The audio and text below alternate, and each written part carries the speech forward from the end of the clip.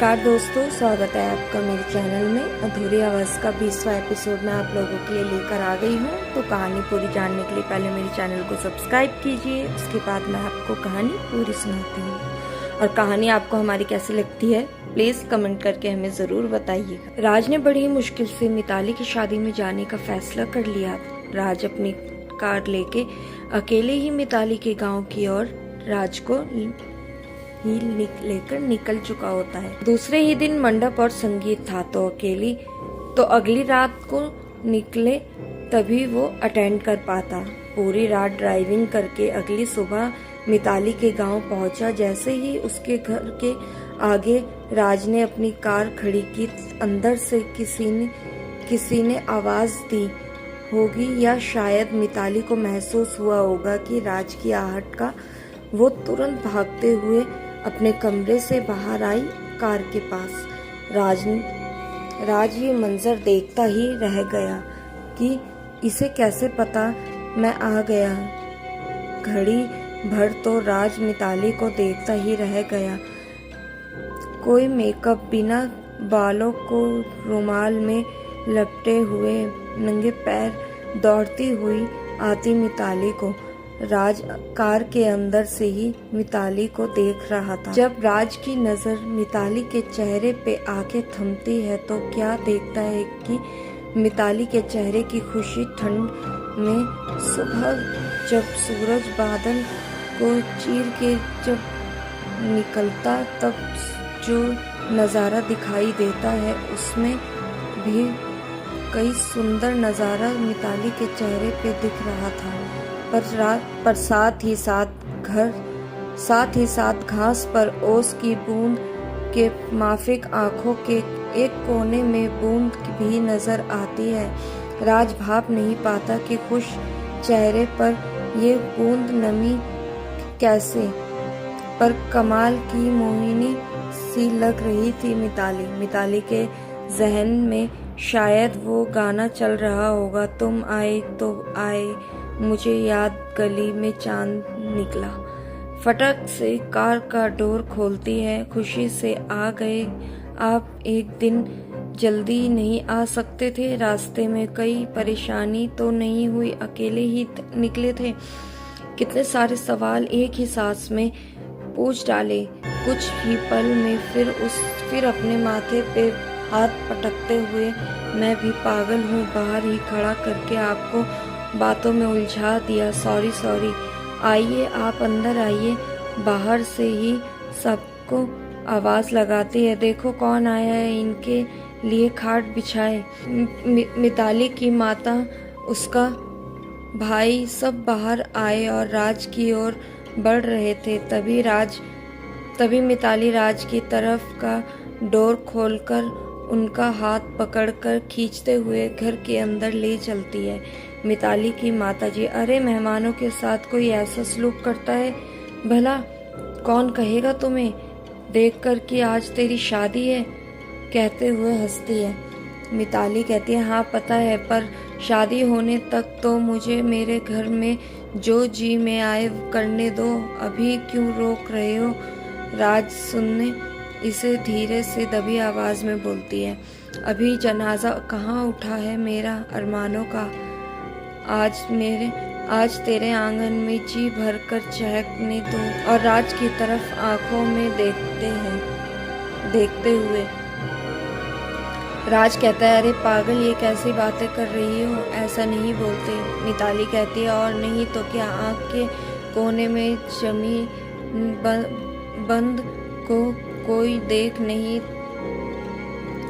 देखे नहीं, उस तरह से पहुँचते हुए बरामदे से घर की ओर जाते हुए बोलती है। मिताली उसके भाई को आवाज़ लगाकर कहती है, राज का सामान और उनको नहाने का बंदोबस्त करने को कहती है। थोड़ी ही देर में मिताली खुद कॉफ़ी बनाकर राज के लिए लाती है। उनके घर वाले, सहेलियां सब कहते हैं कि हमें बोल दिया करो, हम उनके संभाल रख लेंगे।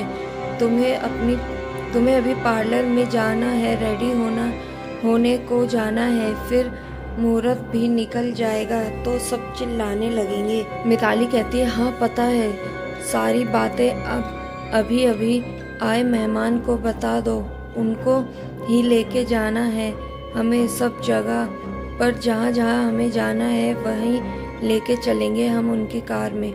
मिताली की सहेली कविता राज के पास आती है।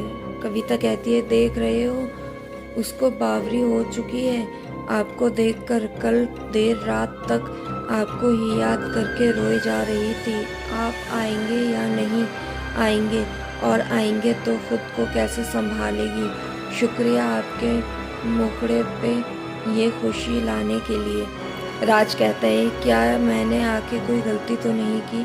कविता कहती है नहीं, पता नहीं, कल तक तो मैं सोचती थी कि आप ना आए, पर आज इसे देखकर लगा अच्छा ही हुआ आप आए, वरना मातम जैसा महसूस हो रहा था। उसके चेहरे पर एक मुस्कान देखने को तरस गई थी। राज बोलता है मैं भी बड़ी कश्मकश में था यहाँ आने के लिए, खैर अब देखते हैं, पर तुम मेरे आसपास ही रहना उसे संभालने के लिए। उसका पागलपन तो बहुत तुम जानती ही हो बखूबी। कविता कहती है हाँ। तभी मिताली आती है, आपके लिए पानी गर्म निकाल दिया है और आप नहाने के लिए जा सकते हैं। कविता अबे पागल, तुम ये क्या कर रही हो, मुझे बोलो, मैं सब करती हूँ ना। मिताली कहती है हाँ पता है, तो यहाँ बातें बनाने की जगह वो काम करती ना। इतनी देर हुई उन्हें आए हुए, गुस्से से मुंह फुलाकर चली जाती है और राज को कहती जाती है जल्दी से नहाकर नाश्ते पे आ जाए।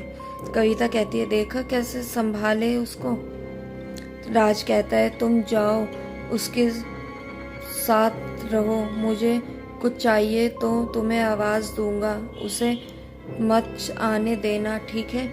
कविता कहती है ठीक है। आप कहाँ आके फंसी हैं आप दोनों के बीच। मुंह बिगाड़ते हुए हंसते हुए वो भी चली जाती है। राज भी हंसने लगा और बाथरूम की ओर चल पड़ा। थोड़ी देर में रेडी होके कमरे का दरवाज़ा खुलता है तो सामने दोनों देवियाँ इंतज़ार करे खड़ी होती है कब महाशय बाहर आए और नाश्ते के टेबल पर विराजे।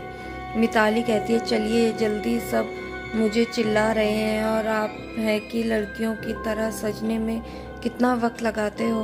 और उधर मुझे पार्लर में से कॉल आ रहा है। राज बोलता है क्यों, मुझे लिए रुकी थी, तुम्हें चला जाना चाहिए ना, कार तो थी, खामखा सबको भड़का रही हो। मिताली कहती है हाँ थोड़ी देर में कोई आसमान नहीं गिरेगा, मुहूर्त कहीं भागा नहीं जा रहा, सब बस ऐसे ही जल्दी जल्दी चिल्ला रहे हैं। कविता कहती है। कविता हंसने लगती है और दोनों की बातें सुनकर मिताली कविता की ओर देखते हुए तुम्हें बड़ी हंसी छूटी रही है मोहतरमा, क्या कोई चुटकुला सुनाया मैंने। कविता कहती है नहीं बाबा, तुम दोनों की बातें सुनकर रहा नहीं जाता, कैसे लड़ते हो, सब देखकर कहेंगे दुल्हा तो आज ही आ गया है।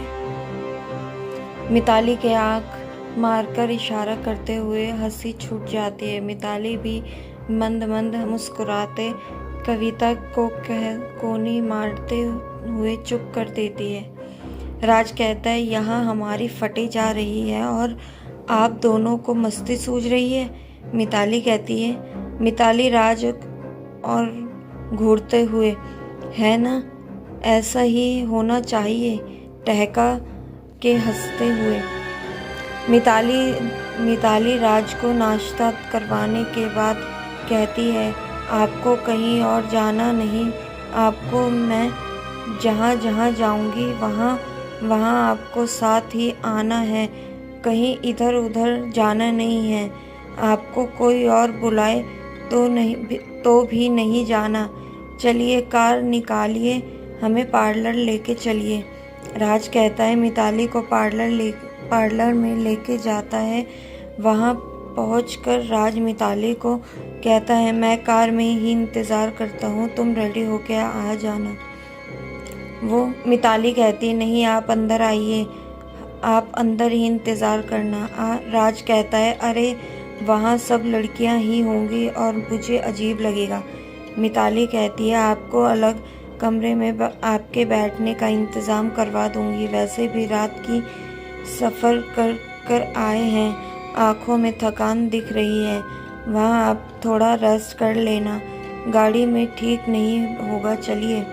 राज कहता है, तुम्हारे आगे ना कहना ही बेकार है। मिताली धीरे से गुनगुनाते हुए, फिर भी आपने कर तो दी ना, कहते हुए सामने देखते हैं। राज को मिताली शब्द कटार की तरह चुभ तो रही थी, पर क्या करता, आया था तो झेलना तो पड़ता ही। पर एक तरफ मिताली की ऐसी हरकतों पर गुस्सा तो आता था, पर उस नादानी पर प्यार भी बड़ा आ रहा था। वहाँ पार्लर में वेटिंग रूम में सोफ़ा पड़ा होता है, वहाँ पर ही राज सो जाता है। रात की थकान की वजह से उसे नींद आ जाती है। 1 घंटे बाद कोई उसको आवाज़ देता लग रहा है, पर आँख की थकान की वजह से सोया रहता है। मेकअप आर्टिस्ट ज़ोर से, ओ मैडम आईना यहाँ है, मिताली को आवाज़ देते हुए पीछे से।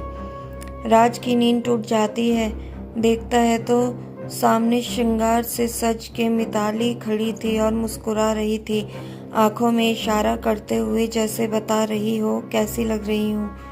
राज आंखों को साफ करते हुए, कोई सपना तो नहीं देखे रहा ना, ऐसा भाव होता है उसे। राज कहता है, हो गया, चलो चले। मिताली मुस्कुराते हुए, ठीक है, कैसी लग रही हूँ। राज मिताली को बिना पलके झपकाए देखते हुए, रुको, ये बिंदी को सीधा करते हुए, हाँ अब ठीक है, परी लगती हो। मिताली होठों पे हंसी दबाते हुए सर हिलाते हैं। उसने जानबूझकर बिंदी टेढ़ी कर दी थी। मिताली राज को हर जगह साथ ही रहने को कहती थी। राज थोड़ी ही देर उसकी आंखों से दूर जाता तो कविता को बुलाने भेज देती या खुद उसे ढूंढने उसके पीछे चली जाती। ऐसा पूरा दिन चलता ही रहा। संगीत में भी मिताली राज के साथ नाची। देर रात तक संगीत का जलसा खत्म हुआ। सब अपने अपने कमरे में सोने जा रहे थे तो राज भी बताए बिना चला सोने। मिताली ने कविता को भेजा और कहा, आप कमरा बंद मत कर देना, मुझे काम है उनसे। ऐसा मिताली ने कहा है। राज, क्या काम है, कहीं जाना है क्या अभी? कविता कहती है, वो मुझे भी बताया, जितना बताया वो आपको कह दिया। राज कहता है, ठीक है, मैं फ्रेश होता हूँ, तब तक तुम लोग आओ। राज अपने कमरे की ओर बढ़ जाता है और अपने कमरे में फ्रेश होने चला जाता है। राज सोच रहा है अब क्या करे, दिन तो उसके साथ ही तो था, अब जाके आधी रात को कौन सा काम आ गया। राज फ्रेश होके कमरे में बेड पर आराम करता है तो तब राज की तो आंख लग जाती है थकान की वजह से। उधर मिताली और कविता दोनों 1 घंटे बाद राज के कमरे में आते हैं तो क्या देखते हैं, राज तो घोड़े बेच के सो गया। कमरे में पड़े सोफे पे बैठे राज को धीरे धीरे आवाज़ देती है, पर वो तो उठने से गया। कविता उसे हाथ लगा के उठाने जाती है। मिताली उसे रोकती है, नहीं मत उठाओ, उन्हें सोने दो और तुम भी यहीं सोफे पे सो जाओ। लो कंबल, कविता को देते हुए, और एक कंबल राज के ऊपर डाल दिया। कविता बोलती है, और तुम नहीं सोओगी? मिताली कहती है, नहीं, अभी नींद नहीं। आँखों में ये दिलबर सामने हो और आँखों नींद आए तो क्या खाक प्यार मैंने किया इनसे।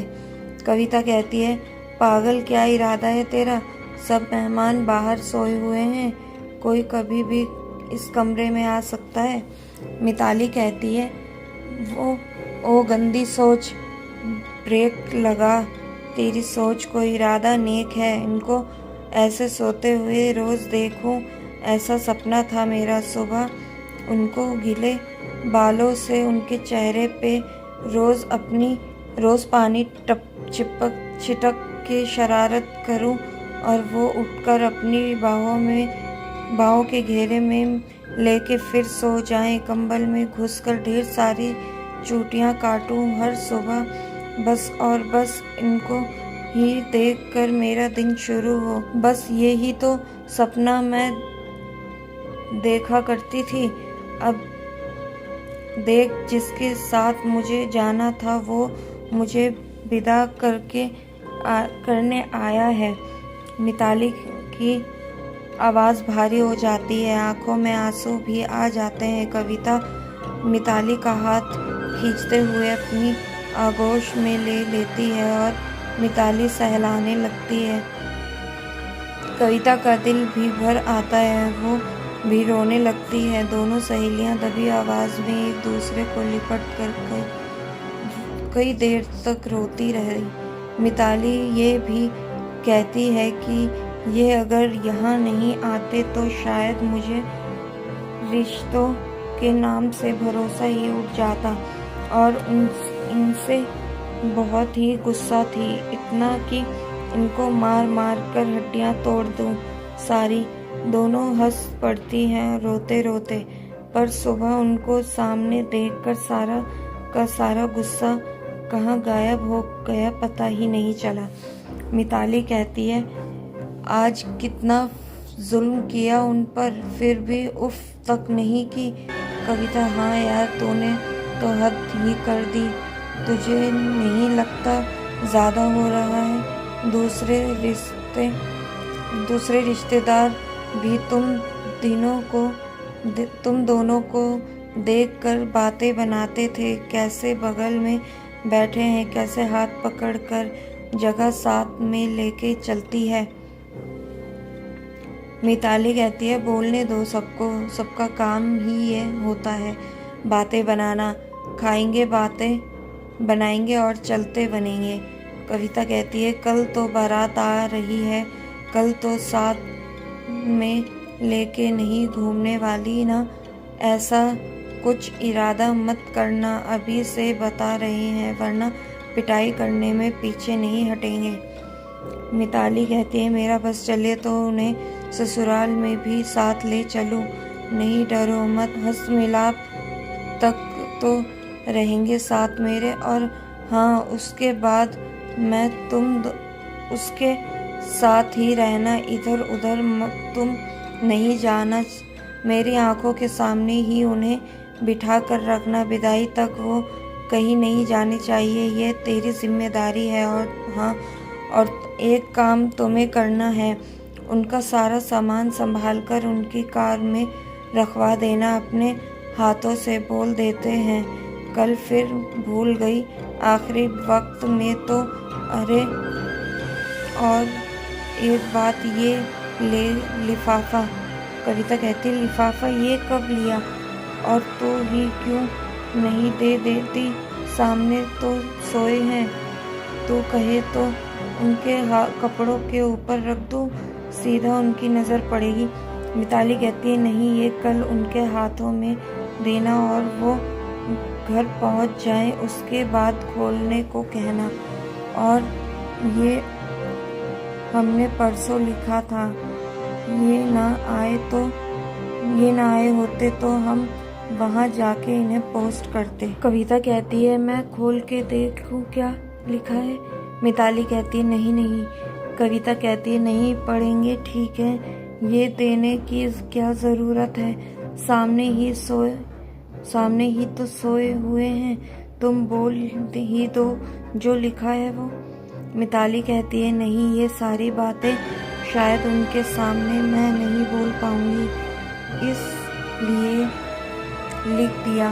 अच्छा, अब बातें बहुत हो गई, तुम सो जाओ, मैं भी सो जाऊंगी थोड़ी देर के बाद। कविता कहती, ठीक है, हाँ, पर तुम सो ही जाना, कल होने वाला कांड आज यहाँ मत कर देना। मिताली हाथ दिखाते हुए मारने तुम्हें, अब सो जाओ। कविता लेटर को अपने पर्स में संभाल कर रख देती है और सोफे पे ही कंबल ओढ़ लेती है। और मिताली राज के पैर के पास बैठी रही, राज को देखते हुए काफी टाइम तक तकती रही। राज को कमरे में पूरा सन्नाटा, सबकी सांसों के अलावा किसी का शोर नहीं। अचानक से बिल्ली आती है और अलमारी के ऊपर चढ़ जाती है। और मिताली, आगे क्या होता है, आगे की कहानी जानने के लिए हम आपको सुनाएंगे 21वें एपिसोड में। तो कहानी जानने के लिए मेरे चैनल को सब्सक्राइब कीजिए। कहानी आपको हमारी कैसी लगती है कमेंट करके ज़रूर बताएं, और वीडियो पसंद आती है तो लाइक ज़रूर कीजिएगा। मिलती हूँ मैं आपसे अगले एपिसोड में, तब तक के लिए इजाज़त दीजिए। धन्यवाद।